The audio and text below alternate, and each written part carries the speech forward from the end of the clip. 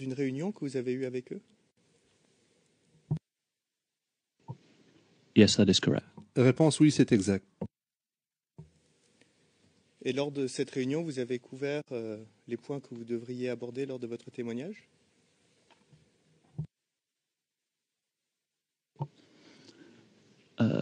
Réponse.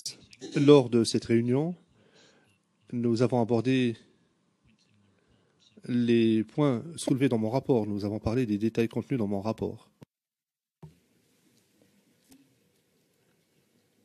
Dans le CV que vous avez annexé à votre rapport en 2013, qui porte le numéro CIV-OTP 00490054, vous ne parlez pas de connaissances particulières en matière de mortier.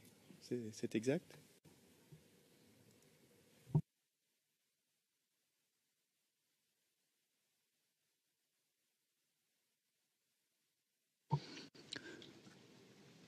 Your Honor, Monsieur le Président, ma connaissance des mortiers tient au fait que je suis titulaire d'un certificat d'ATO. Je suis également membre de l'Institut des ingénieurs en matière d'explosifs. Cela se fonde également sur ma formation professionnelle au sein de l'armée britannique.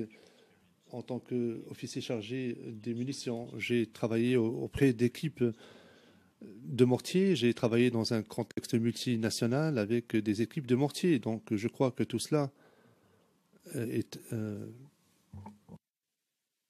tacite.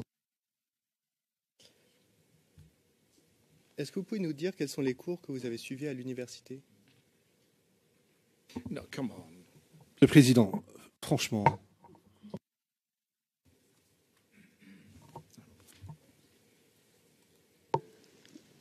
Your Honor, as part of the le témoin. Monsieur le Président, dans le cadre de mes qualifications en tant qu'officier technique chargé des munitions, j'ai de ATO.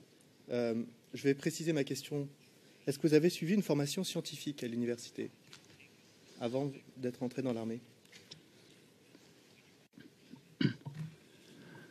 Your Honor, sorry, I was le témoin. Pardon, Monsieur le Président, j'ai été interrompu. J'ai donc fréquenté l'université Cranfield dans le cadre de ma formation en tant qu'officier technique en matière de munitions. J'ai suivi des cours en conception de munitions. J'ai étudié donc les fondements mathématiques, chimiques et métallurgiques de cela. Tout cela fait partie de ma formation technique.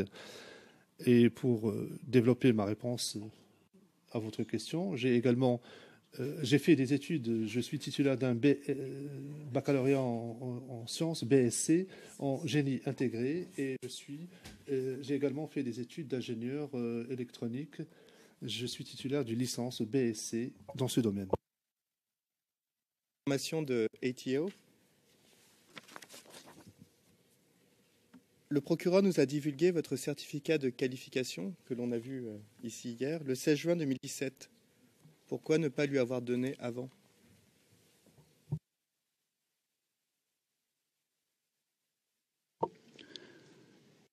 Your Honor. Réponse. Monsieur le Président.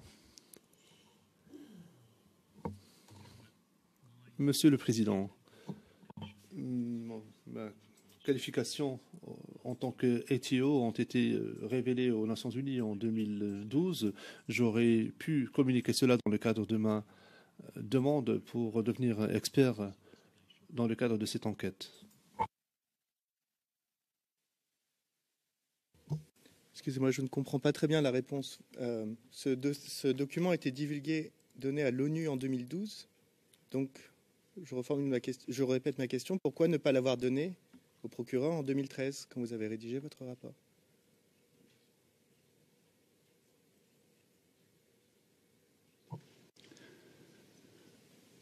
Your Honor. Réponse. Monsieur le Président, mon rôle en tant qu'expert dans le cadre de cette enquête a, à l'évidence, fait l'objet des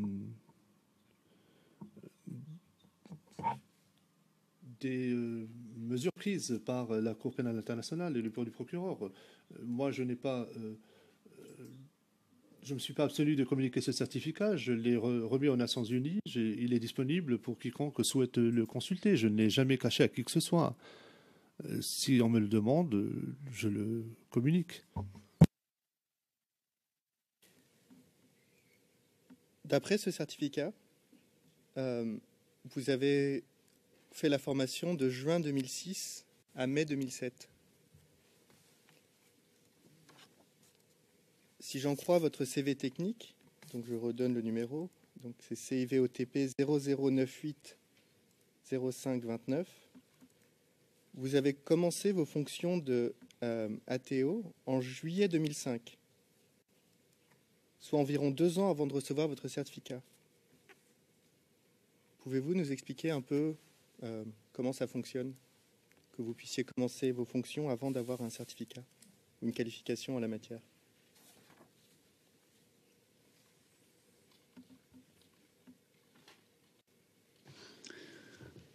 Réponse. Monsieur le Président, lorsque j'ai commencé ma formation en tant qu'officier technique en matière de munitions, j'ai commencé mon cours, comme je l'ai indiqué. Mon père est décédé, donc j'ai dû occuper un emploi. J'ai travaillé en tant qu'officier de l'armée britannique dans le contexte des fonctions d'un officier technique en matière de munitions.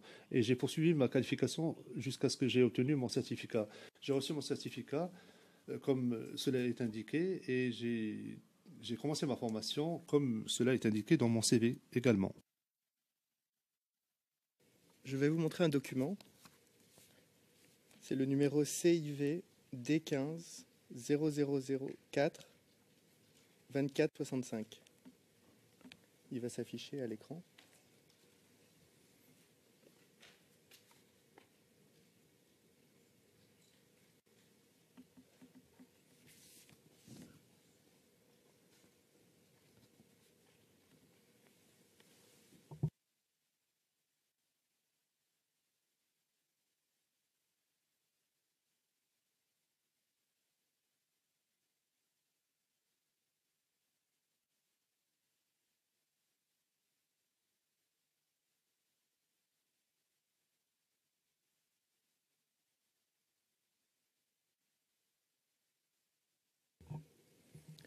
Vous voyez le document à l'écran?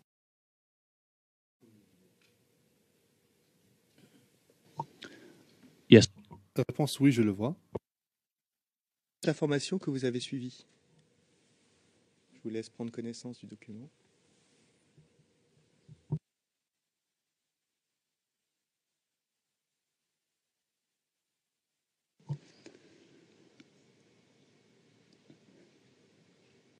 Your Honour, I Réponse. Monsieur le Président, je ne sais pas d'où provient ce document, donc je ne suis pas en mesure de vérifier la teneur de ce document. Je ne peux pas répondre à cette réponse, je le crains, à cette question. Le Président, quelle est la source de ce document? Ce document vient du site internet de l'université de Cranfield. Et on voit que c'est la présentation de la formation pour devenir ATO.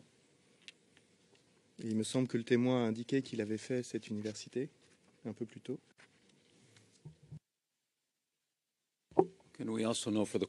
Monsieur Garcia, est-ce que l'on pourrait nous indiquer au fin du compte-rendu à quel moment ce lien a été obtenu? À quelle date? Comme il est indiqué sur le document, ça a été récupéré le 28 juin 2017.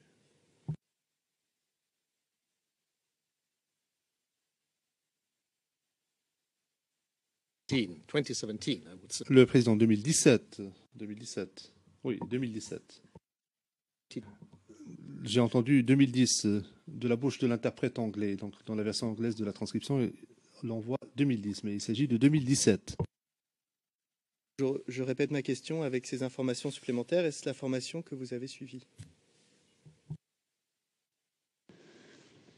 Your Honour, Le témoin. Monsieur le Président, ce document qui provient d'Internet est intitulé Descriptif du cours d'ATO, officier technique spécialiste de munitions. Cela dit, cela ne correspond pas à l'ensemble du cours à l'attention des officiers techniques en matière de munitions. Cela semble indiquer qu'il fait partie d'un cours de l'université de Cranfield qui est donné sur le campus de Sherman. Mon certificat se rapporte à la formation et l'essentiel de cette partie de ma formation est expurgé pour des raisons de sécurité, de classification de sécurité. L'information y est contenue, elle est disponible à la Cour. Cependant, je ne suis pas en mesure de vous divulguer tous les détails à ce sujet. Il suffit de dire que le cours que j'ai suivi, le cours d'ATO que j'ai suivi, est beaucoup plus long que celui qui semble être décrit ici. Il contient beaucoup plus de détails que ce qui est indiqué ici, et je soupçonne que c'est une publicité pour le cours. Donc, je ne suis pas en mesure. Enfin, je ne connais pas bien ce document qui m'est montré. Le juge président, très bien, merci beaucoup. Cette page Internet, c'est ce que vous nous dites.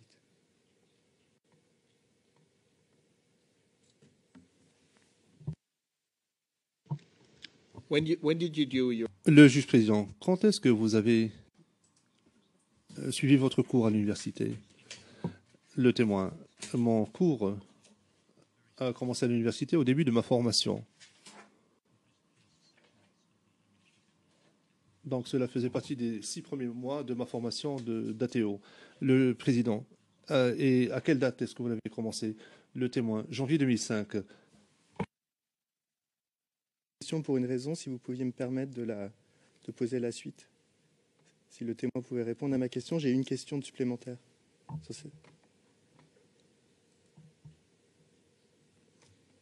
Please. Oui. Le président, allez-y. Mais simplement parce que vous avez indiqué que vous aviez une question supplémentaire à cet égard. Donc, 0098 15 29, on voit que le 4e paragraphe est un copier-coller à quelques mots près de la description qui est faite du cours sur ce site Internet.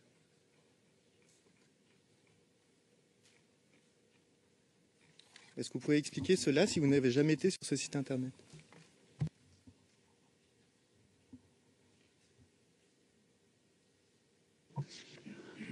Your Honour, because that is Le témoin. Monsieur le Président, comme il s'agit d'un site Internet, je ne veux pas vraiment vous dire une évidence. Il s'agit d'une source ouverte. C'est un paragraphe que j'ai utilisé à de nombreuses reprises. Je ne me souviens pas de la source exacte de ce paragraphe. Je crains qu'il ne s'agisse là d'un paragraphe standard qu'on utilise pour décrire le cours d'ATO. Utilisé de façon commune par qui? I'll object, Your Honor. Monsieur Garcia, objection, Monsieur le Président. Le Président, non, s'il vous plaît, parlez, allez-y au fond de son expertise. Parlez du fond de son expertise. Ce n'est probablement pas la première fois qu'il utilise un CV pour quelque raison que ce soit. Excusez-moi, Monsieur le Président, mais le CV technique reproduit un paragraphe. J'aimerais savoir si le témoin, dans ses propres mots, peut décrire le contenu de la formation. Il me semble que c'est une question légitime. On est là pour établir l'expertise du témoin. Can we please... Le Président, est-ce que vous pouvez parler du fond de son rapport d'expert?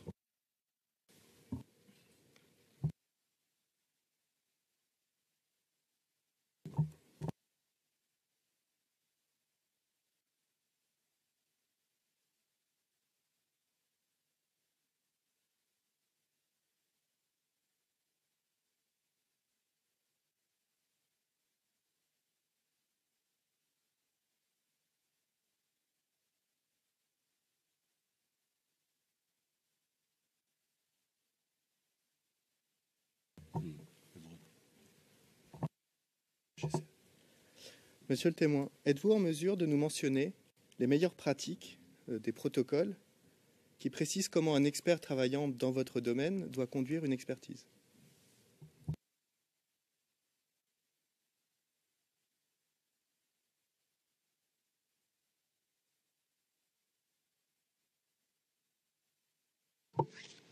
I'm sorry. Le témoin. Pardon, est-ce que vous pourriez reposer votre question? J'imagine que dans l'armée, les choses sont relativement réglementées et qu'il existe des protocoles, des façons de conduire une expertise d'une certaine façon, des étapes à suivre, des techniques à appliquer. Est-ce qu'il existe un tel document que vous suivez dans votre travail quotidien?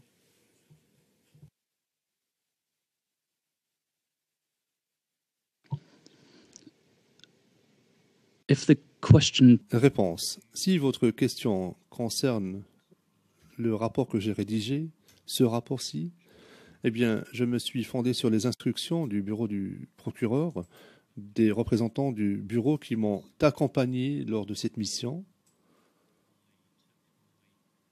Et je me suis fondé également sur les instructions de la lettre de mission. Ma méthode de travail, les procédures que j'ai suivies, découlent logiquement des exigences qui m'ont été communiquées. C'est ainsi que je mène mes enquêtes en tant qu'expert en la matière. Donc si je comprends ce que vous dites, vous n'avez pas en matière balistique, qui est une matière scientifique, il n'y a pas de manuel, il n'y a pas de protocole qui dit avec tel objet on fait telle chose, on fait telle analyse pour déterminer telle chose. D'un point de vue scientifique, mathématique, biologique, chimique, il n'y a aucun document auquel vous faites référence pour établir d'où vient une certaine munition, quelles sont la trajectoire d'un tir d'obus. Enfin, pour établir toutes ces questions-là, vous n'avez aucune source.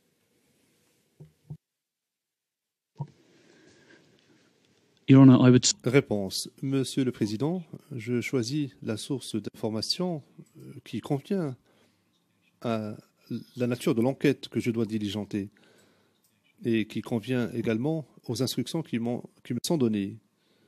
Il n'existe pas de manuel distinct auquel je dois me conformer, auquel je dois adhérer.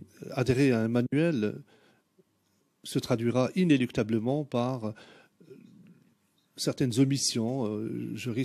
Donc si je le faisais, je risquerais de ne pas enquêter sur certains aspects de mon travail. Et comme on m'a demandé d'enquêter sur un bombardement probable d'un marché, celui de Siakakone,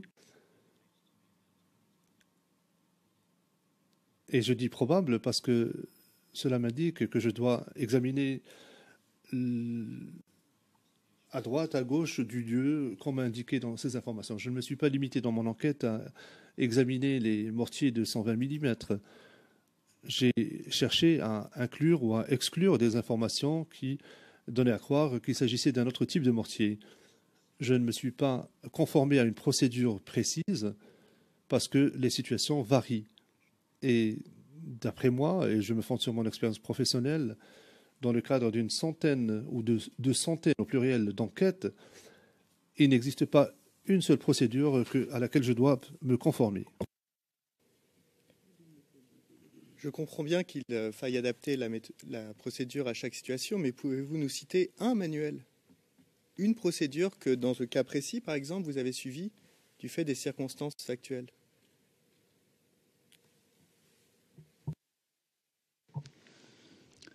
Your Honor, I would Réponse. Monsieur le Président, je fais référence à des études scientifiques pour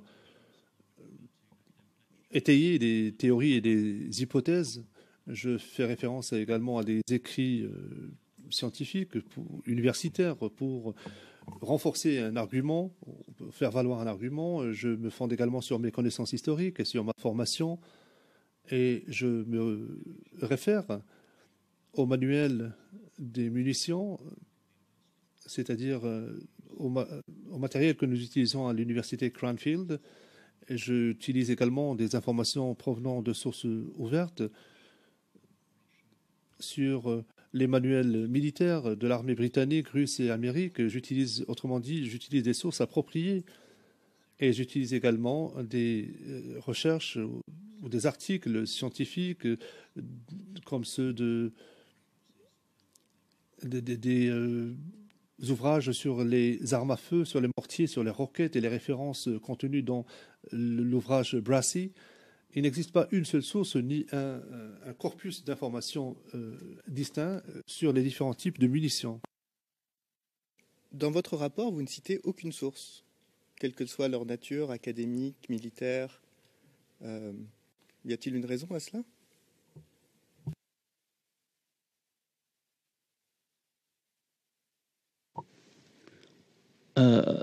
Your Honor, Monsieur le Président, j'ai utilisé Google Maps parce qu'il m'a semblé que c'était un outil de cartographie précis et accepté.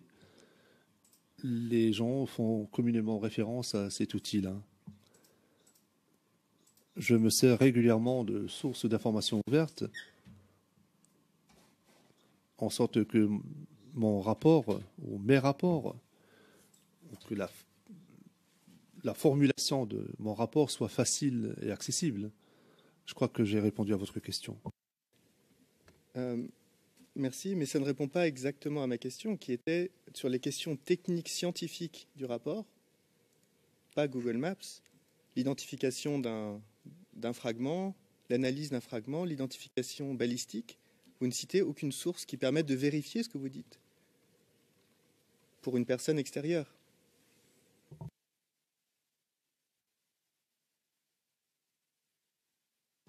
Sorry. Réponse. Pardon, Monsieur le Président, est-ce que c'était une affirmation ou une question? Je vais reformuler ma question. Le propre d'un document scientifique, c'est d'être vérifiable. Vous serez d'accord avec moi ou pas? Yes, sir, I would agree. Réponse, oui, je suis d'accord avec vous. Pouvoir vérifier comment vous établissez vos conclusions si vous n'expliquez pas comment vous arrivez à ces conclusions, sur la base de quel document, de quelle source, de quelle théorie, de quel manuel, pour établir qu'il s'agit bien d'un type d'obus de ce type-là, qu'il provient bien de cet endroit. On ne sait pas d'où vous tirez cette information, sur la base de quelle connaissance, de quelle source vous tirez cette information. Et ma question était, est-ce que vous avez volontairement choisi de ne pas mettre ces sources dans votre rapport?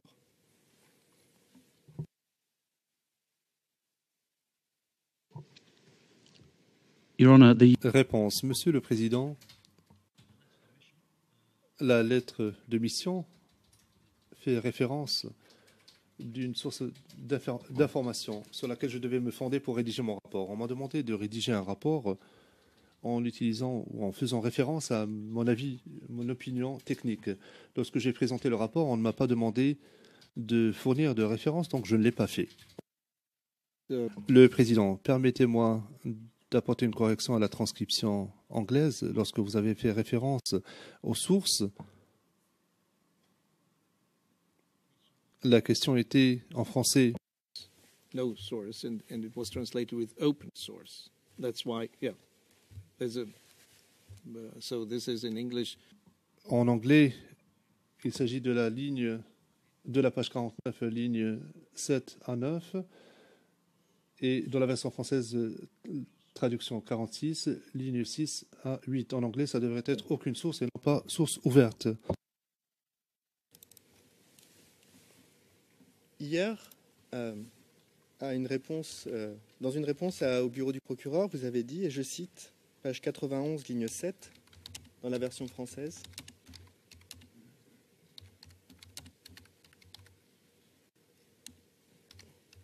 « J'ai donc enquêté, voilà où détonation... » C'est un peu... Excusez-moi, c'est un peu difficile, comme c'est la version real-time, il y a des fois des choses qui sont compliquées à relire, mais...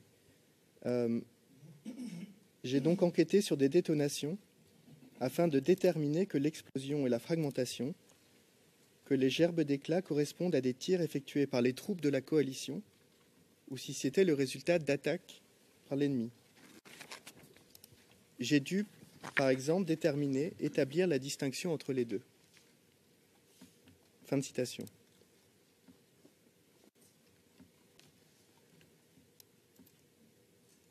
Dans votre rapport, et vous nous l'avez dit plusieurs fois en audience hier et ce matin, vous avez pris comme hypothèse de travail la thèse ou le scénario qui vous a été présenté par l'accusation. C'est ce que vous nous avez dit. Pourquoi n'avoir pas procédé à d'autres hypothèses, à l'évaluation d'autres hypothèses pouvant expliquer les bombardements? Monsieur Garcia, je souhaite soulever une objection. Le juge président, est-ce que vous pourriez vous lever et attendre que je vous donne la parole, s'il vous plaît, au lieu d'intervenir sans avoir eu l'autorisation d'intervenir? Sans cela, la transcription n'est plus lisible. Allez-y maintenant. Monsieur Garcia, merci, Monsieur le Président. Deux choses. Si mon contradicteur veut citer in extenso les propos du témoin, j'aimerais qu'il le fasse pour qu'il n'y ait pas de confusion. S'agissant de son deuxième argument, j'invite mon contradicteur à ne pas faire d'affirmations, qu'il demande au témoin s'il est d'accord ou pas avant de poser une question. Voilà ce que je souhaitais dire au sujet des questions. Le président, pour ce qui est de la citation, lisez le passage que vous souhaitez citer. Piquet, la citation est incompréhensible si je lis le transcrit real-time. Donc j'ai effectivement enlevé 2-3 mots qui ne veulent rien dire parce que c'est incompréhensible pour rendre les choses plus claires. Premièrement, et deuxièmement, j'ai posé une question au témoin. Et pour être juste, je lui ai expliqué d'où vient ma question. Donc ma question, c'est pourquoi n'avoir pas dans votre rapport procédé à l'évaluation d'autres hypothèses que celle qui vous a été donnée par le procureur pour expliquer ce que vous avez vu sur le terrain? Le président, d'abord, la question devrait être celle-ci. Est-ce que vous avez pris en compte d'autres hypothèses de travail? Your Honour, yes. Le témoin. Monsieur le Président, oui. Lorsque je menais mon enquête, mon évaluation, comme je l'ai dit précédemment aujourd'hui, dans le cadre de mon enquête, donc, je me suis penché sur tous les éléments de preuve.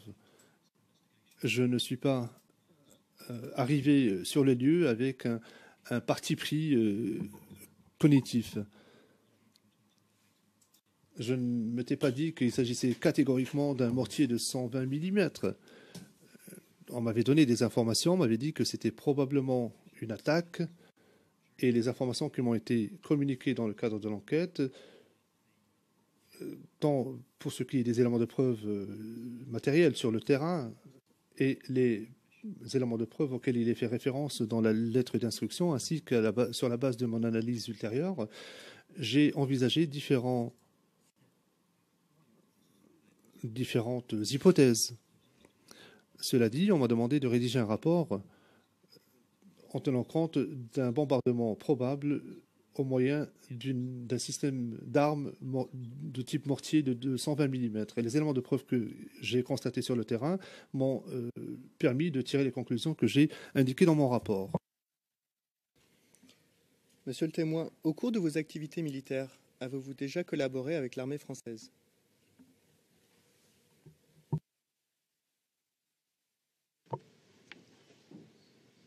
Your Honour, I don't. Je ne me souviens pas avoir précisément coopéré avec l'armée française, mais dans le cadre des conflits où il y a des coalitions, j'ai parfois collaboré avec l'armée française ou les forces françaises.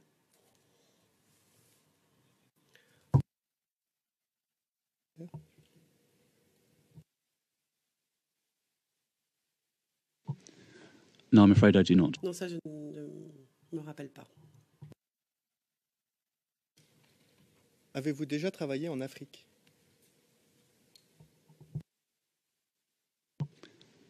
Yes, Your Honour, I have. Oui. Dans quel pays? Et en Côte d'Ivoire?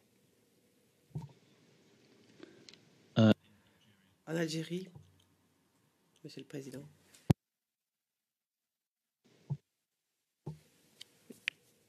Est-ce qu'il y a des modes de conduite des hostilités différentes selon les pays, notamment en Afrique? Vous nous parliez du contexte tout à l'heure, qu'il faut s'adapter au contexte. Est-ce que le contexte dans certains pays africains, selon certaines guerres civiles, est différent que ce que vous connaissez? Your Honor. Wait a minute. Le Président, 1 minute. Monsieur Garcia, objection pour manque de pertinence. Le témoin expert est ici pour témoigner sur un certain sujet. Or, depuis 2 séances, il témoigne sur un certain sujet. Et là, maintenant, tout d'un coup, on lui pose une question qui n'a rien à voir. Le Président va d'abord écouter sa réponse et on verra bien si c'est pertinent ou non. Le témoin, comme je vous l'ai dit, j'ai servi en Libye, en Algérie aussi, je viens de le dire. J'ai servi donc dans tous les coins du monde. Et il faut s'adapter à son environnement lorsque on est en service. Donc, moi, je fais attention à mon comportement, j'adapte mon comportement, j'adapte ma façon de procéder aux circonstances, quelle que soit la circonstance. Il faut savoir s'intégrer du mieux qu'on peut, où que l'on soit.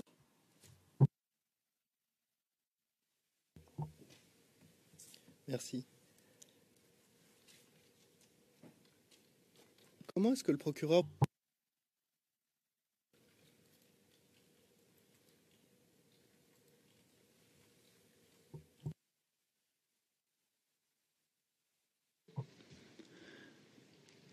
Your Honour, I'm afraid I do not. Je ne me souviens pas du premier contact, malheureusement. Were you contacted directly? Le président, mais on vous a contacté directement ou par le biais de votre hiérarchie? L'armée, les Nations Unies, je ne sais. Réponse, si je me souviens bien. Après ma tournée en Libye pour les Nations Unies en tant que chef des munitions et de l'armement, j'ai par la suite été contacté, je ne sais pas, par un réseau peut-être d'amis, mais professionnels ou privés, je ne sais plus très bien. C'est ainsi que j'ai eu le premier contact. Et bien sûr, ensuite, je suis passée par la procédure habituelle en présentant ma candidature.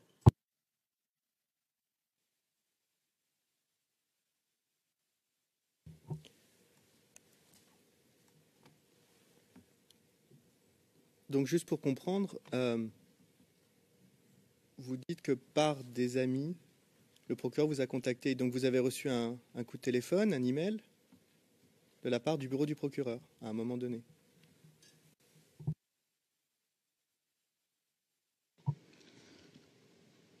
Your Honour, I think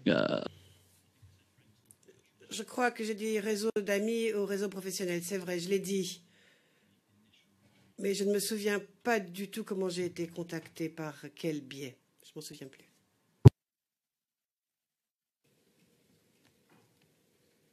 Monsieur le témoin, votre mission a bien eu lieu en Côte d'Ivoire du 8 au 13 juillet, c'est bien ça?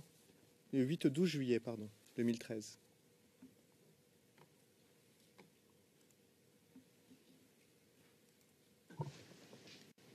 Yes, it's correct. It's written on. Oui, oui, c'est cela. De toute façon, c'est écrit sur le rapport, noir sur blanc. Reçu, donc qui est le document CIV OTP 0049 0051. Il semble que vous ayez reçu cette lettre de mission le 9 juillet 2013, c'est-à-dire après le début de la mission. Est-ce correct? yes, that is correct. Tout à fait. Donc vous étiez déjà en Côte d'Ivoire au moment où vous avez reçu la lettre de mission.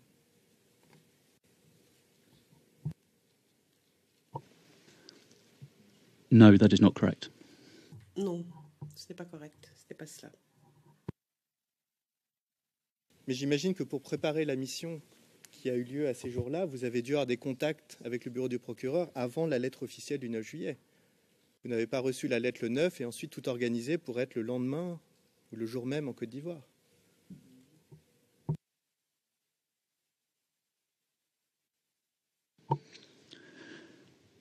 Your Honour, Question. Non, je ne voudrais pas vous expliquer ce qui peut me paraître très clair, mais quand j'étais engagée pour la mission, eh bien, il y avait une procédure, mais je ne me souviens pas exactement comment la procédure s'est déroulée. Mais bien entendu, j'ai été contactée avant la mission. La mission a été préparée. Et vous pouvez regarder d'ailleurs le dossier de la mission. On voit quand même qu'au dernier moment, la date de la mission a été modifiée. Ça, je m'en souviens. Mais malheureusement, je ne peux pas vous donner les dates exactes. Il faut faire référence au dossier qui existe très certainement au sein de la CPI. Avec le bureau du procureur avant la lettre officielle de mission.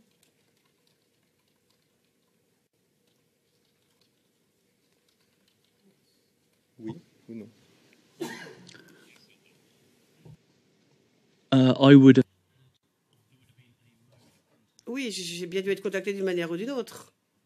Et il y avait une procédure établie pour ce contact, justement. Mais peut-être que si je pouvais regarder peut-être mes relevés d'email ou mes relevés de téléphone, je trouverais une trace. Mais je suis sûre qu'aussi au bureau du procureur, ils ont des traces de toutes les communications et tous les échanges qui ont eu lieu à propos de cette mission. Donc on peut déduire de ce que vous nous dites que vous avez eu des discussions orales ou par d'autres moyens, en plus de la lettre de mission. C'est ça que j'essaye de comprendre. Quand vous recevez la lettre de mission, vous savez déjà ce qu'on vous demande. Vous ne l'avez pas découvert dans la lettre de mission.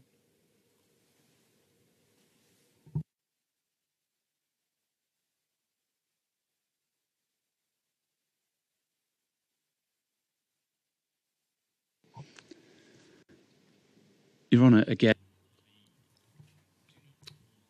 Je me répète, je ne me souviens pas exactement quelle a été la procédure employée pour que l'on me désigne pour cette mission et qu'on me la confie officiellement. Mais quand je regarde la lettre de mission, on voit bien qu'il s'agit des instructions officielles. Et je me souviens très bien que lorsque j'ai reçu cette lettre, elle ne m'a pas surpris. Donc j'avais dû être prévenu à l'avance qu'on allait me demander de faire une enquête sur quelque chose au cours de cette mission. Sinon, je n'aurais pas convenu quoi que ce soit. Donc je me doutais bien qu'il y allait avoir une enquête. Malheureusement, je ne me souviens pas exactement des échanges qui ont eu lieu avant cela. Mais je suis sûre que vous avez des traces dans vos archives. Et huis clos partiel, juste pour une question, par précaution.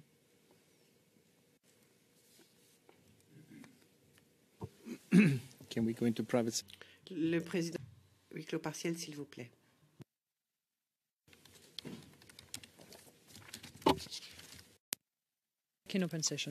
Nous sommes en audience publique, Monsieur le Président. Le Président, merci. Nous sommes en audience publique. Monsieur Jacobs, poursuivez. En audience publique. Donc, dans votre rapport, je note que vous avez communiqué ce rapport à Eric McDonald du bureau du procureur et Monsieur Eric Bacard.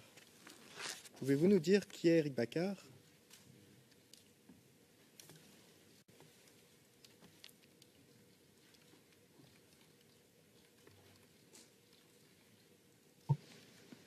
Your Honour, if I remember correctly, Je me souviens bien, Monsieur Eric Bacard faisait partie du bureau du procureur lorsque l'on m'a confié cette mission. C'est tout ce que je puis dire à l'heure actuelle.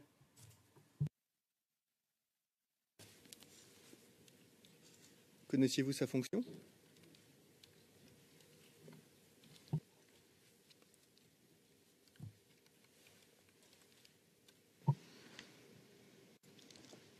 Your Honour, I'm afraid. Non, je ne me souviens pas de sa fonction, malheureusement.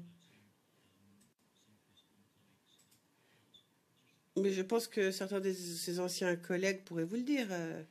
Le président, est-ce qu'il était avec vous lors de la mission? Réponse, je ne me souviens pas qu'il était avec nous en mission. Ça fait 4 ans quand même. Non, je ne me souviens pas qu'il nous a accompagnés.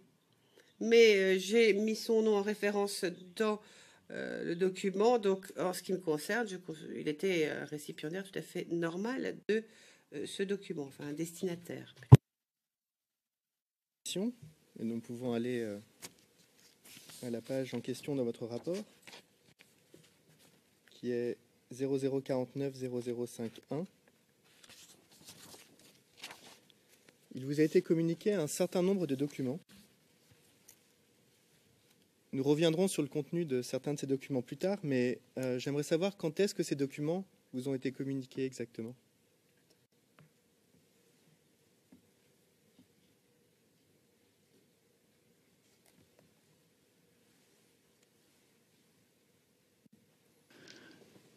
Your Honour, I'm afraid I do not recall exact. Je ne me souviens pas bien, malheureusement. Je ne sais pas quand ils m'ont été envoyés, mais ils ont été mis à ma disposition.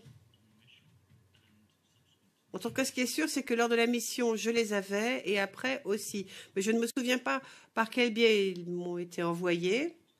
Donc, je ne peux pas vraiment vous donner plus de détails. Le président, la question, surtout, c'est de savoir si lorsque vous êtes parti en mission, étiez-vous préparé? Avez-vous déjà lu ces documents? Ou est-ce que vous les avez lus pendant la mission, voire après la mission? Donnez-nous au moins un ordre d'idée. Réponse. Non, ça, je ne peux pas vous le dire. Je ne m'en souviens pas. Désolé. Président, Maître Jacobs.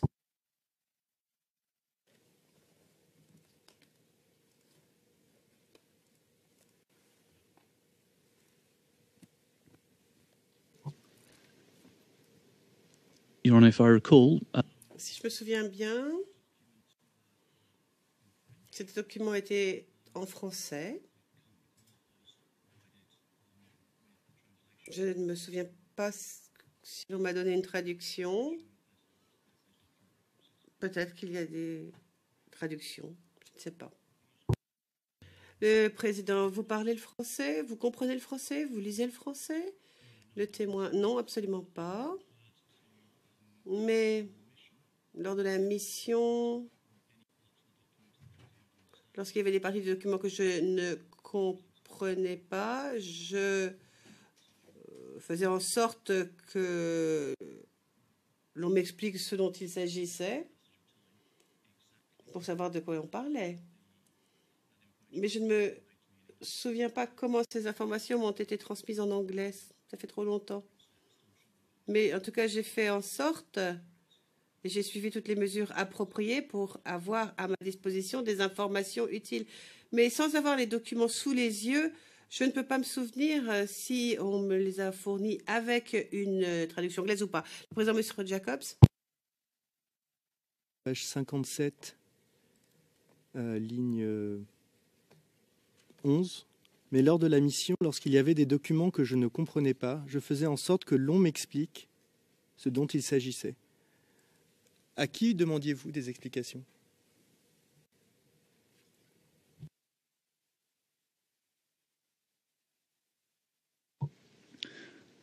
Your Honour, as I said, Oui, comme je l'ai déjà dit, j'étais en mission, mais j'étais une équipe.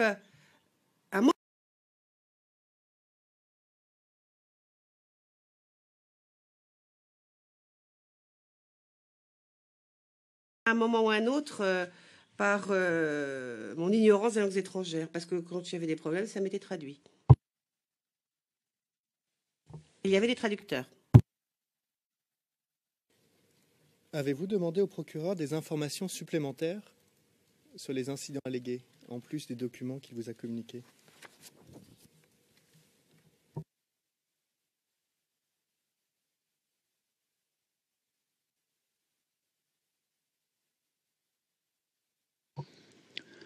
I don't recall asking for any additional information. Je ne me souviens pas avoir demandé des informations supplémentaires. On m'a demandé de tirer les conclusions sur les informations qui m'ont été données. Et lorsque j'ai écrit le rapport, j'ai répondu aux questions qui m'avaient été posées en utilisant les informations qui m'avaient été données. C'est ce que j'ai pu faire. Sur la base des informations fournies par le bureau du procureur.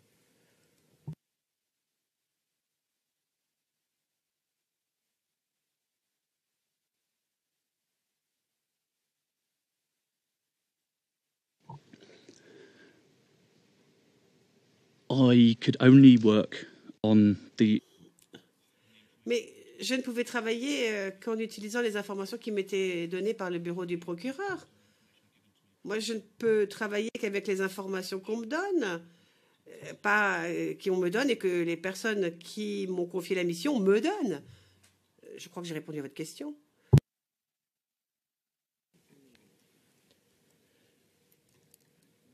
Vous nous avez dit un peu plus tôt, et excusez-moi, je n'ai pas la référence exacte, c'était il y a une demi-heure, que quand vous faisiez des expertises, vous regardiez des open source, des journaux, différentes sources pour comprendre le contexte.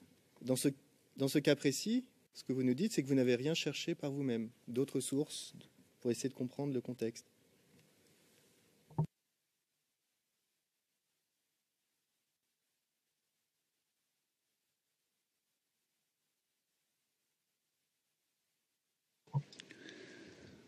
Open source information is Les informations disponibles en open source, certes, ne sont pas toujours fiables. Donc, les informations que j'ai obtenues venaient de sources Internet comme UChip ou d'autres sites de ce type.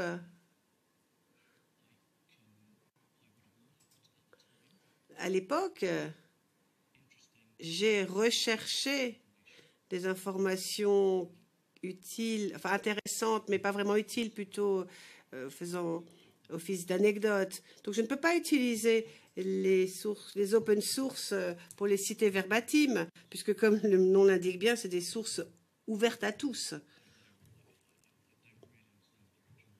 Mais je ne vois pas très bien où vous voulez en venir et je n'arrive pas à bien vous répondre, je le pense, à cause de cela. Sur ces incidents, lors de l'audience de confirmation des charges, quelques mois avant votre mission, en février 2013.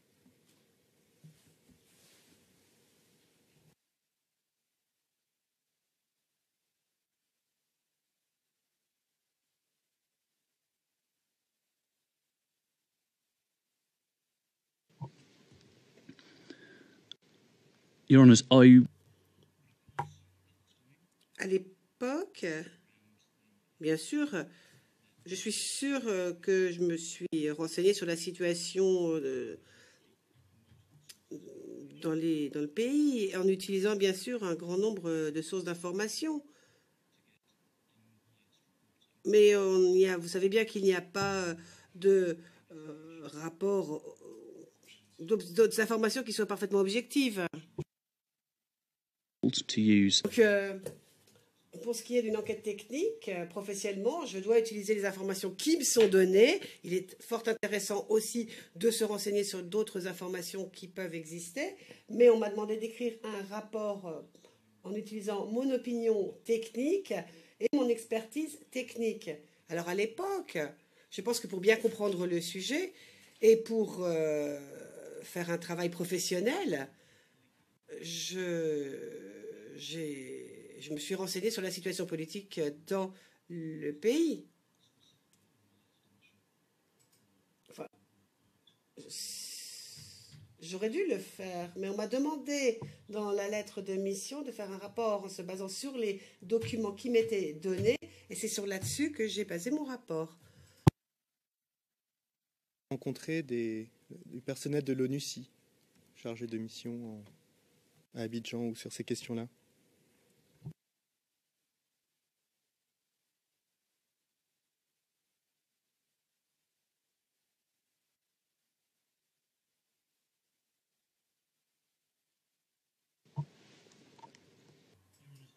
Réponse. Je ne me souviens pas de conversation précise. Et si ce n'est pas mentionné dans le rapport ou s'il n'y a pas de traces dans la mission, eh bien, je ne sais pas. Cela dit, j'aurais dû demander à parler au personnel. Et d'ailleurs, si le personnel avait été disponible pour nous voir, nous les aurions rencontrés. Donc, je pense, moi, je peux dire que mon enquête a été aussi complète que possible après mon séjour à Abidjan. De la mission elle-même.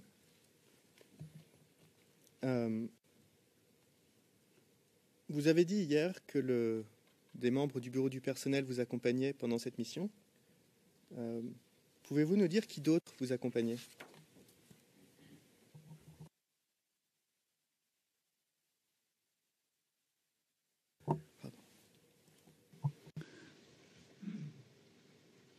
Sirs, Alors, je ne me souviens pas de la composition exacte de la mission. Si vous me permettez de mentionner des noms, je suis sûr qu'il y a un relevé quelconque et officiel de cette mission. Le président, de toute façon, va passer en audience à huis clos partiel.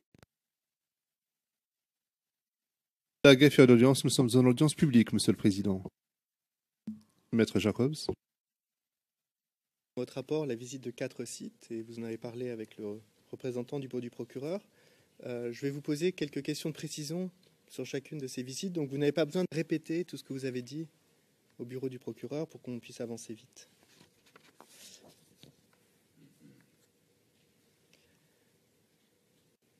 Le premier site que vous avez visité, selon l'annexe C à votre rapport, et je redonne le numéro, CIVOTP 0049 0056, à la page 0057, est le marché Siakakone. Pouvez-vous nous dire quel jour de votre mission vous êtes rendu à ce site? Si vous en souvenez.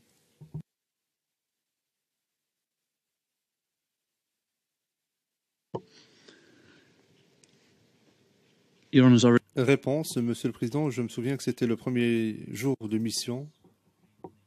Ce devait être le matin après notre arrivée, si je me souviens bien. Et combien de temps y avez-vous passé?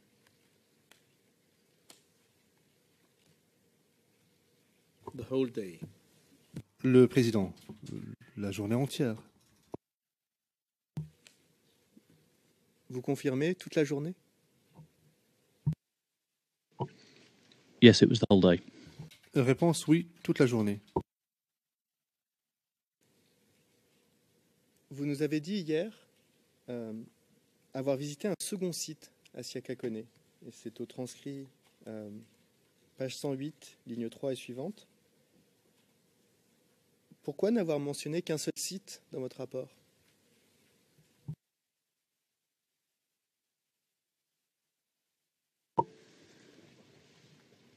As I answered yesterday, Réponse, comme je l'ai indiqué hier dans ma réponse à cette question, un deuxième site nous a été indiqué, mais il n'y avait rien de substantiel du point de vue technique qui me permette de procéder à une évaluation. J'ai donc écarté cela d'une enquête supplémentaire. Donc vous n'avez retenu dans le rapport que les éléments que vous avez trouvés sur le terrain qui confirmaient le scénario du procureur.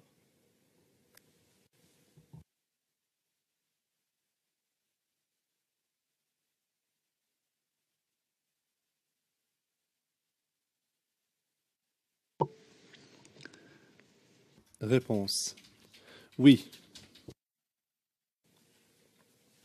Merci.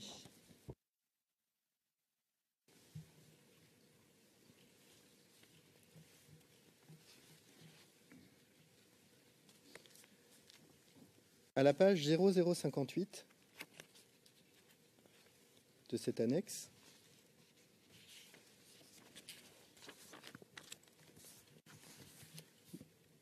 vous reproduisez une photo sous laquelle vous indiquez qu'il s'agit du, et je vous cite, probable site. Site probable de l'explosion.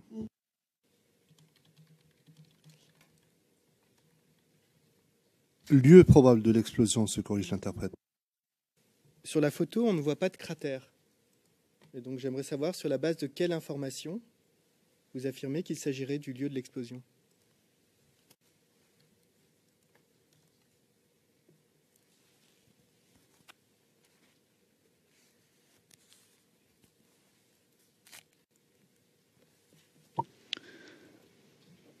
Your Honours, Réponse. Monsieur le Président, la série de photographies contenues dans ce rapport sont là pour attirer l'attention du lecteur et pour l'orienter sur les lieux en question. S'il est vrai qu'il n'existe pas de dépression visible, de cratère apparent sur le sol, le lieu probable est indiqué pour faciliter la compréhension par le lecteur du terrain, de la géographie. Les photographies sont un cliché instantané d'un ensemble de sites géographiques. À moins d'y être présent physiquement, il est difficile d'imaginer le lieu. Le lieu probable de l'explosion est indiqué simplement pour indiquer sa proximité par rapport à la porte dont nous avons discuté de manière détaillée hier. Le juge président, mais comment est-ce que vous avez pu identifier ce lieu? Le témoin, Monsieur le Président, lorsque j'ai examiné le sol et le faisceau d'éclat radial, j'ai examiné la manière dont la fragmentation ou les dégâts causés par la fragmentation se sont manifestés. Et j'ai essayé de déterminer où pourrait être situé de manière réaliste le lieu de l'explosion. La raison pour laquelle j'ai indiqué par un cercle plutôt que par une marque précise ou une flèche indiquant le lieu exact, c'est pour montrer les alentours. C'est dans ces alentours-là qu'il y a probablement eu le lieu d'explosion. La photo est là simplement pour orienter, pour éclairer le lecteur, pour qu'il ait une idée de l'emplacement géographique où les photos ont été prises. Et vous dites que vous êtes parti des marques sur la porte, mais avez-vous mesuré une distance, un angle pour essayer d'identifier le lieu où aurait eu lieu l'explosion?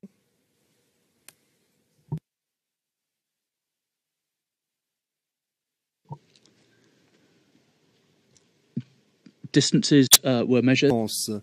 Les distances ont été mesurées et les représentants du bureau du procureur ont procédé à des calculs. Ils ont calculé avec des mètres, avec des règles pour donner une idée ou pour établir des références. Comme c'était le premier lieu que nous avons examiné, il était très difficile d'être scientifique dans sa démarche. Surtout avec un passage important du temps, il est pratiquement impossible. Il est impossible d'être exact vu le peu d'éléments disponibles ou l'absence d'éléments à examiner.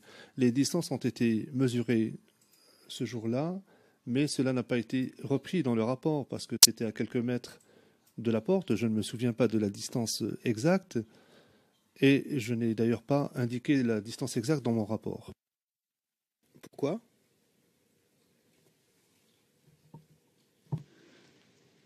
Because Réponse. Parce que, comme je vous l'ai dit précédemment, il ne s'agit pas d'une science exacte.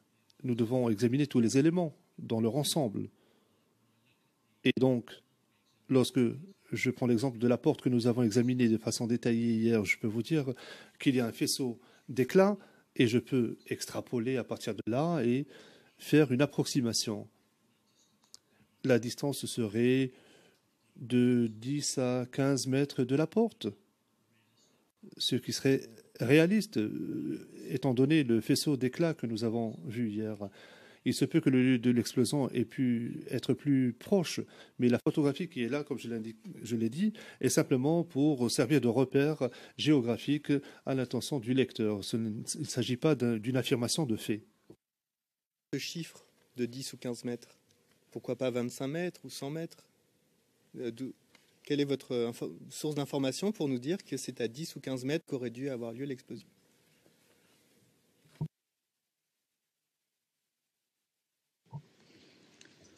Your Honours, from Réponse. Monsieur le Président, sur la base d'une expérience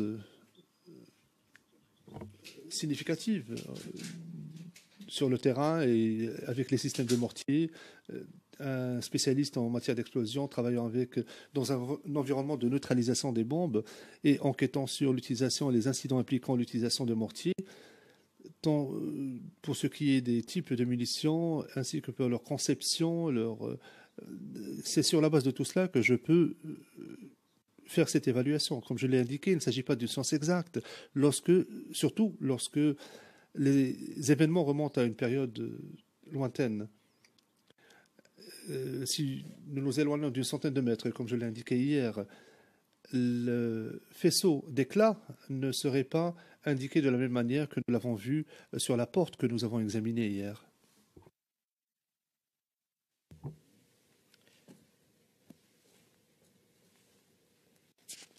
toujours à la page 0059.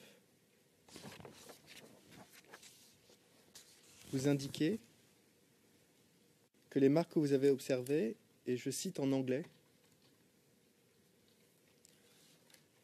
consistent with, sont conformes, mais ne permettent pas de déterminer de façon catégorique les faisceaux d'éclat. Fin de citation. pourraient être compatibles avec d'autres types d'armes?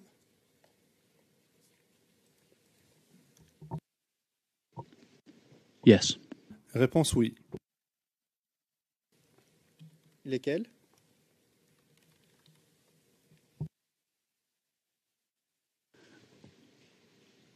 Any other frag? Réponse tout autre type de munitions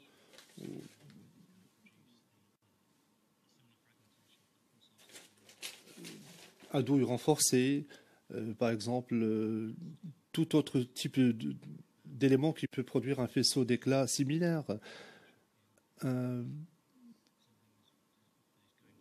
Quelque chose qui est censé produire une fragmentation suivant un faisceau radial ou produisant, de par sa conception, un type de faisceau qui se déplace à haute vélocité. Comme je l'indiquais hier, lorsque nous avons examiné cette porte, je me serais attendu à voir un faisceau d'éclat similaire à la suite de l'explosion d'un engin explosif artisanal.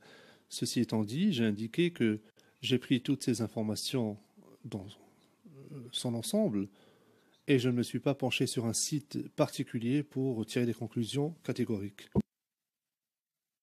Merci. Est-ce que vous pouvez nous expliquer un peu quelles sont les conditions nécessaires pour pouvoir établir l'origine d'un tir de mortier d'un point de vue balistique?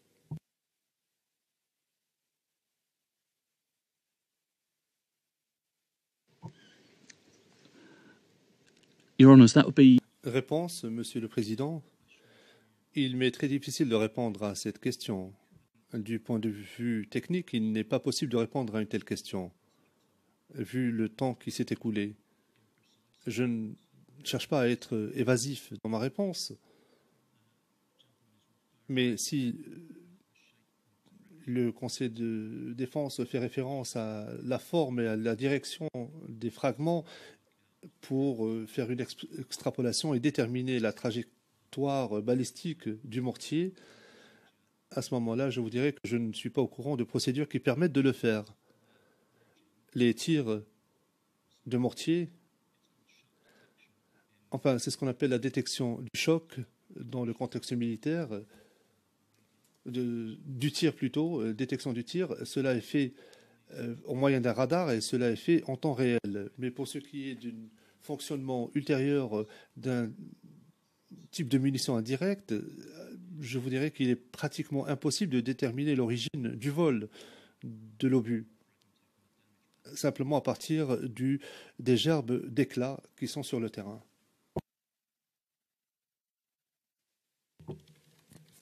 Merci, monsieur le témoin. Donc, je vais passer au second site que vous mentionnez dans l'annexe C à votre rapport, et on passe à la page 0061, que vous identifiez comme un site proche de SOS Village. Je vous laisse aller à la page en question.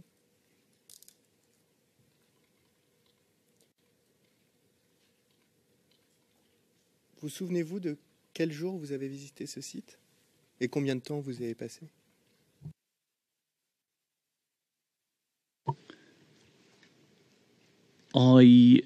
Réponse. Je me souviens que c'était la deuxième journée complète de mission et je crois que nous y avons passé toute la journée. Mais il me faudra me référer à un rapport de mission pour le confirmer.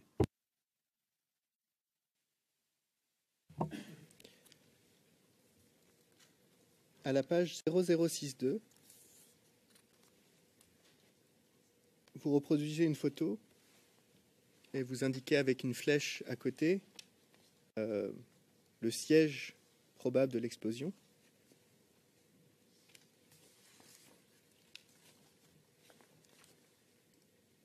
On voit toujours pas de cratère. Donc pouvez-vous nous indiquer comment vous avez déterminé ce siège? De la même manière que pour le premier site?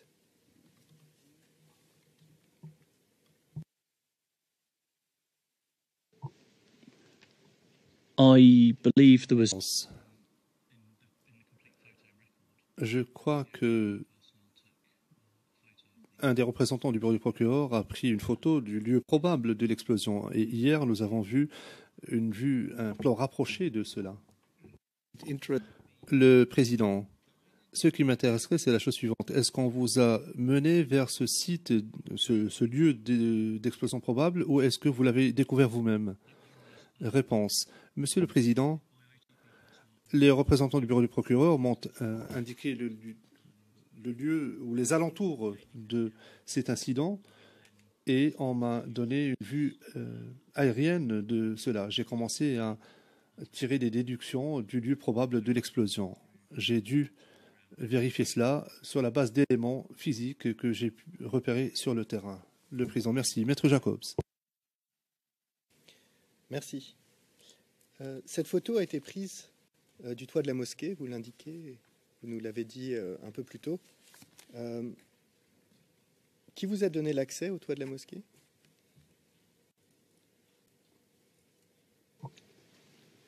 Your Honours, yesterday when Réponse. Monsieur le Président, hier, lorsque nous avons parlé de l'accès à la Sainte Mosquée, j'ai indiqué que c'était le gardien de la mosquée qui a aimablement accepté de nous accompagner sur le toit de la mosquée. Vous a-t-il donné des informations sur ce que vous pouviez observer?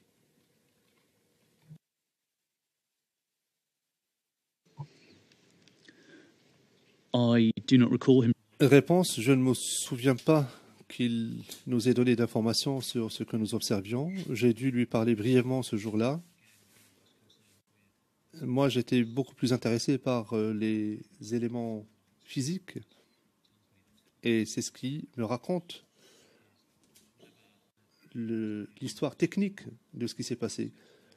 Et les choses dont j'ai pu discuter avec le gardien de la mosquée ont pu être intéressantes, mais moi, je me suis uniquement penché sur les éléments matériels pour tirer des conclusions. Page 62, et je vous cite en anglais.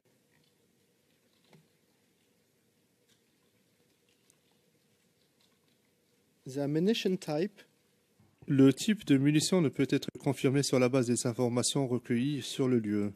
Cela étant, il est tout à fait faisable qu'un explosif brisant à douille renforcée produirait ce type de faisceau d'éclat.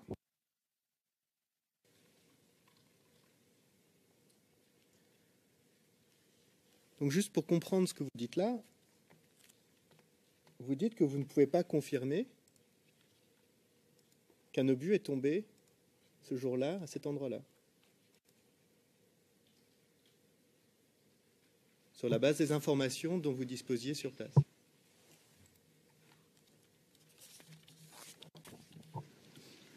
On the basis of the Réponse, sur la base des informations dont nous disposions ce jour-là, je peux confirmer que les faisceaux d'éclat sont compatibles, mais comme je l'ai indiqué dans mon rapport, et je l'ai dit par oral à de nombreuses reprises, dans tous ces lieux,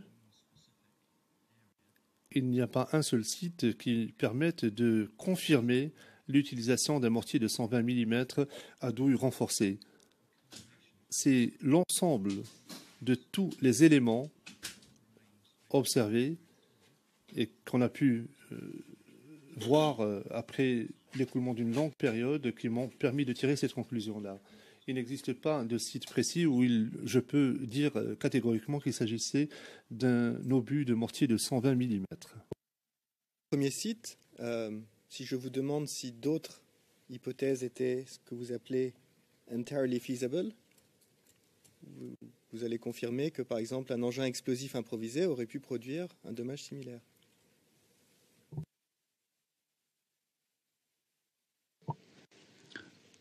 Réponse, oui. Oui, dans l'abstrait, oui. C'est tout à fait envisageable.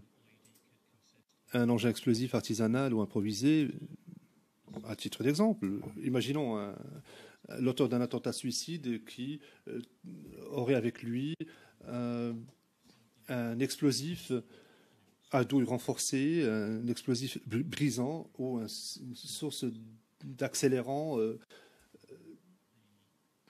qu'on utilise dans le cadre d'une explosion détonante. Cela dit, vu le faisceau radial et la hauteur, le faisceau de dégâts ne permet pas de tirer cette conclusion-là. Le juge président, puis-je me permettre de vous poser la question suivante? Combien de lieux probables d'explosion est-ce que vous avez pu recenser dans le cadre de votre enquête? Combien est-ce que vous en avez observé, identifié, enfin, peu importe l'appellation? Le témoin. Monsieur le Président, je vais essayer de ne pas être ambigu. J'ai effectué des enquêtes sur un nombre extrêmement important, des centaines, voire des milliers de lieux. Le juge président interrompant. Non, je vous parle de cette mission en particulier. Je ne vous parle pas d'une manière générale de votre expérience. Le témoin. Il y avait 4 sites. Nous nous sommes rendus dans 4 sites. Et dans mon annexe, je précise les 4 annexes. Je les énumère d'ailleurs. Annexe C.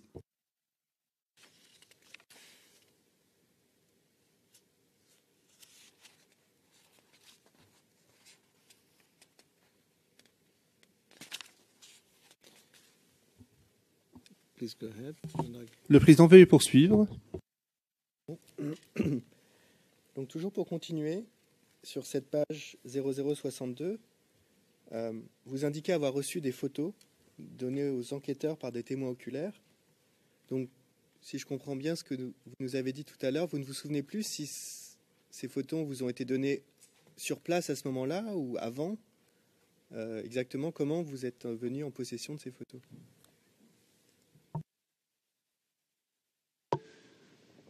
The photographs. Réponse. Comme je l'ai déclaré hier, les photographies m'ont été remises sur le site. Malheureusement, je ne me souviens pas si elles avaient été remises aux représentants du bureau du procureur ce jour-là ou avant ce jour-là, ou c'est uniquement sur le site, sur place, qu'ils nous ont été remises. Moi, je n'ai vu ces photos que le jour où on me les a montrées sur le terrain, sur place. Vous dites que ces photos montreraient le site immédiatement après l'attaque de Mortier allégué. Toujours à la page 0062. Comment le savez-vous? This was information. Réponse. Cette information m'a été donnée par les représentants du bureau du procureur. Est-il courant de faire des analyses balistiques sur la base de photos?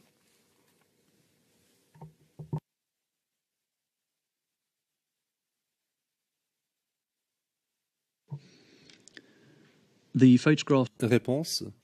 Les photographies sont intéressantes, car elles nous permettent de brosser un tableau général, en tout cas à titre personnel et du point de vue technique, de ce qui s'est passé.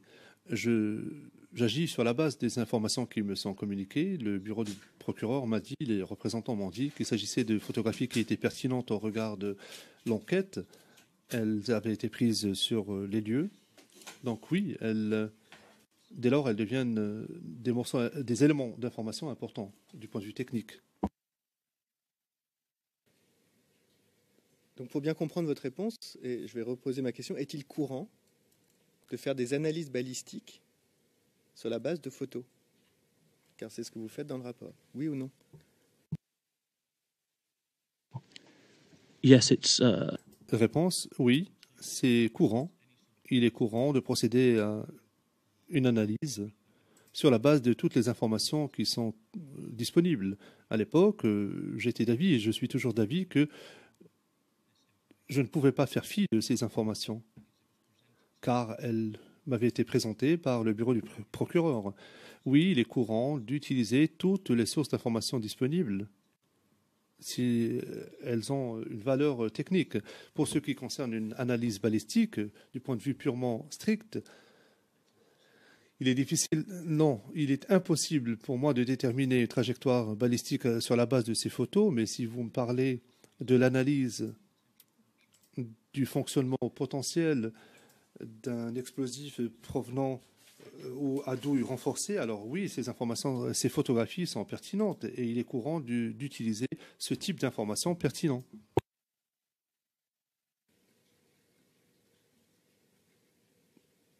Vous venez de nous dire qu'il est impossible de déterminer une trajectoire balistique sur la base de photos.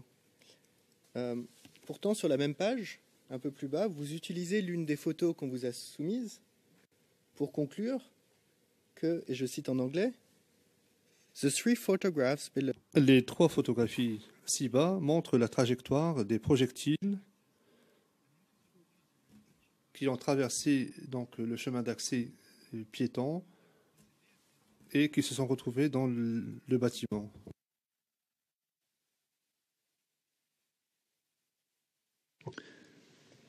Your Honours, that would be the ballistic trajectory. Réponse, Monsieur le Président, il s'agit de la trajectoire balistique des fragments et non pas de l'obus.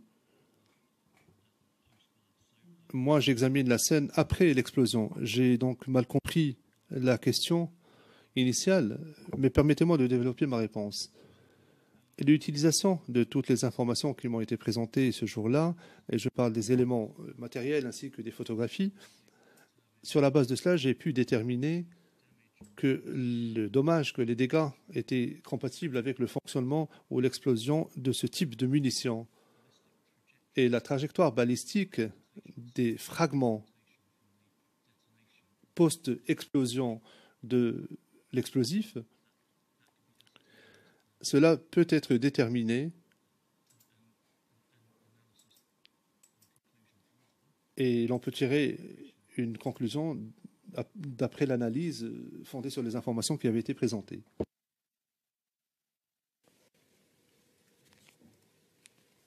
Mais est-ce que vous avez fait un calcul scientifique de la trajectoire en termes de distance, de direction, d'angle, pour affirmer, comme vous le faites à cette page, que les projectiles seraient passés de la photo 1 à la photo 2 pour finir dans la photo 3? Est-ce que vous avez fait des calculs pour établir cela?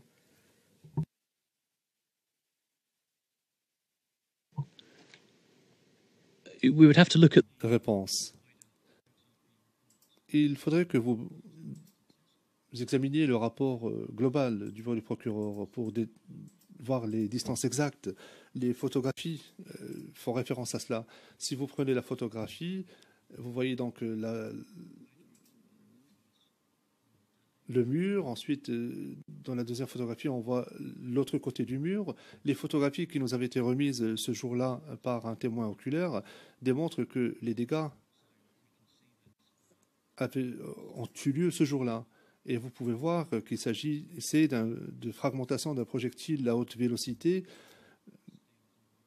qui a pénétré les murs, des portes en acier, et qui se sont retrouvés dans le bâtiment de l'autre côté. Et comme nous en avons discuté hier, l'on peut voir le faisceau radial familier, nous pouvons voir aussi les traces et l'éparpillement de la fragmentation, des fragments, et nous pouvons aussi la réduction des marques sur les murs, ainsi que la fragmentation qui nous permet de dire qu'il y a eu un contact avec des objets solides. Donc la photographie est essentielle pour déterminer l'ordre et la chaîne d'événements. Du procureur plus large, le rapport global, de quel rapport parlez-vous?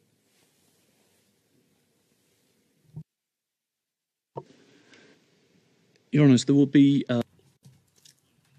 Il y a un rapport de mission, j'en suis sûre. Enfin, il doit bien y avoir un rapport de mission qui parle de la mission dans un contexte plus général. Moi, on m'a demandé de faire rapport sur un certain nombre d'événements. Il y avait des enquêteurs sur place, dans notre groupe d'ailleurs, qui prenaient des photos et qui faisaient leur propre analyse de la situation. Le Président, il est 13 heures. Le rapport balistique scientifique dont nous disposons, c'est le vôtre. il existe un rapport de mission qui décrit ce que vous avez fait de manière générale, mais le rapport scientifique, c'est le vôtre. N'aurait-il pas été pertinent que dans ce rapport figurent vos calculs de distance que, d'après ce que je comprends, vous n'avez pas fait, que les représentants du bureau du procureur ont effectué? N'est-ce pas une information utile pour un rapport scientifique?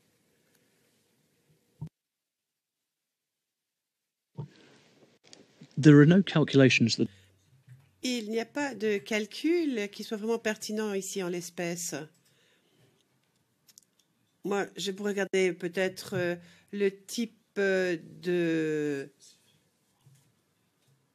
d'explosifs utilisés dans des munitions. Je pourrais utiliser aussi différents calculs pour voir quelle était la vélocité du projectile, ou d'un fragment plutôt d'ailleurs que du projectile. Mais je pourrais regarder les distances. Mais pourquoi faire? Moi, on m'a demandé de regarder la situation de façon holistique pour voir si les dégâts que l'on voyait pouvaient être attribués à tel type de munitions. Il est vrai qu'on aurait pu faire des analyses beaucoup plus scientifiques. Mais ça ne sert pas à grand-chose au niveau des éléments de preuve que cela peut apporter. Ce qui est important, en fait, c'est le faisceau des fragments. Et puis, parfois, d'autres petits indices, par exemple, le site éventuel de la détonation, quand on a le cratère autour, le fait qu'il y ait cet anneau coloré autour du cratère, ça c'est utile. Mais je ne vois pas tellement quel genre de calcul on aurait pu me demander de faire au vu des circonstances. Now we break for lunch. We come back at 2:30. Interprète, correction d'interprète, ajoutez l'équation de Gurney Is adjourned for this. And au début de la réponse du témoin. Thank you very much and see you. Qu'il parle du calcul qu'il utilise pour déterminer la vélocité du fragment. Président, donc c'est l'heure du déjeuner, on prend à 14h30. Le témoin peut quitter le prétoire. Donc je demande un peu si on peut travailler en horaire étendu. Nous sommes vendredi, il faudrait finir le témoin. Just a minute.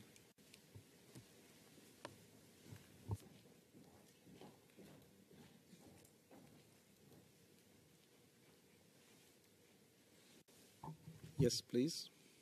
Le président, allez-y. Vraiment essayer de le garder. Yes, but then we have.